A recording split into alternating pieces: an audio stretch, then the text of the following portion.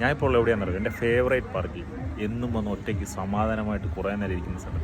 ഇപ്പം നിങ്ങൾക്ക് ഈ ഒച്ച ചെറുതായിട്ടെങ്കിലും കേൾക്കുന്നുണ്ടെന്ന് മനസ്സിലാവും. ഇവിടെ ഓരോരോ സ്ഥലങ്ങളിൽ വെക്കേഷൻ കഴിയുമ്പോൾ പിള്ളേരുടെ സ്കൂൾ കഴിയുമ്പോൾ നല്ല പാർട്ടികൾ, അതായത് ഓപ്പൺ DJ, അങ്ങനെ കുറേ ഈ ഐസ്ക്രീം, കുറേ നമ്മുടെ നാട്ടിൽ ചിന്തിക്കട നമ്മൾ ഉത്സവം എങ്ങനെയാണ് എന്ന് പറഞ്ഞ പോലെ ആക്കും. ഒരു പള്ളി ബേസ്ഡ് ചെയ്തിട്ടാണ്. എൻ്റെ റൂമിൻ്റെ തൊട്ടടുത്താണ് ഈ പാർക്ക്, ഞാൻ ഈ ഇരിക്കുന്ന പാർക്ക്. ഞാനിവിടെ സമാധാനമായിട്ട് എല്ലാ ഞായറാഴ്ചയും ശനിയാഴ്ച വന്നിരിക്കുന്നതാണ്. ഇന്ന് നടക്കത്തില്ല. ഇന്ന് അതിൻ്റെ കാഴ്ചകൾ നമുക്ക് കണ്ടാലോ?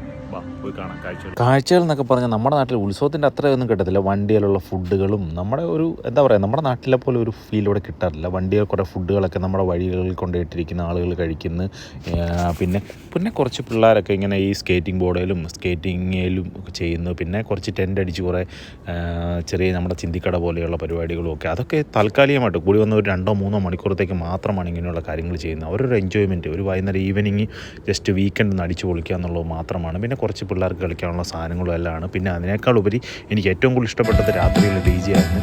DJ തുടങ്ങുക എന്ന് പറഞ്ഞു കഴിഞ്ഞാൽ നൈറ്റിൽ നല്ല DJ ആണ്. DJ പല ടൈപ്പിലുള്ള പാട്ടുകളുണ്ട്. എല്ലാ പാട്ടുകളും കൂടി ഒരു ചെറിയ പരിപാടി, പക്ഷേ നമുക്ക് ഒരു ലൈഫ് ഒറ്റയ്ക്ക് ജീവിക്കുമ്പോൾ ഒരു എൻജോയ്മെൻറ്റ് അത് കറക്റ്റായിട്ട് കിട്ടുന്നുണ്ട്.